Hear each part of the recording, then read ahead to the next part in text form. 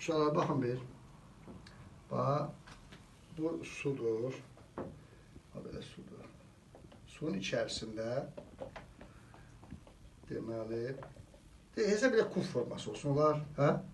Sadəlik üçün elə bir şey hesab elə ki, tilin uzunluğu 10 santimetrdir. Bax, belə bir dənə kub vardı. Tilin uzunluğu 10 santimetrin kub var. Özdə bir cins mayedir, su bir cinsdir, yəni hər yerdə sıxlığı eynidir. Suyun burada sıxlığı, burada sıxlığı bərabərdir. Əgər məsələnin şərtində desələr ki, bir cins mayedir, sıxılmayan mayedir, hesab edən ki, hər yerdə sıxlıq nədir? Eynidir. Amma əslən qəddə buradakı sıxlıq, suyun sıxlığı buradan çox olacaq. Amma bir cins deyəndə, sıxılmayan deyəndə hər yerdə eyni götürəcək.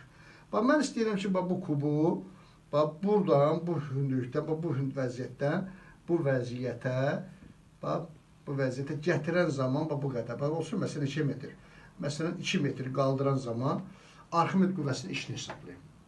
Arximed qüvvəsinin işini, tartı qüvvəsinin işini yox, Arximed qüvvəsinin işini hesablayın.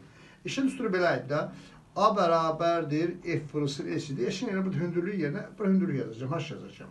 Yəni, F Arximed vurulsun H. Arximed qüvvəsinin işi belədir. Deməli, Arximed qüvvəsi nə cür olacaqdır? Romaye, J və cisim. Və batan, hamısı batan və cisim yazacağım.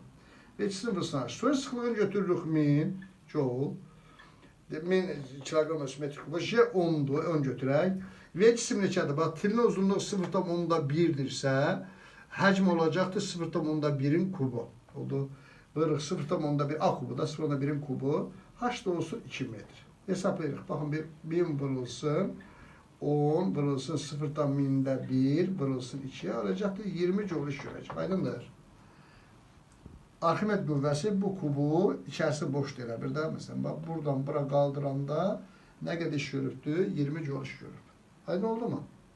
Yaxşı.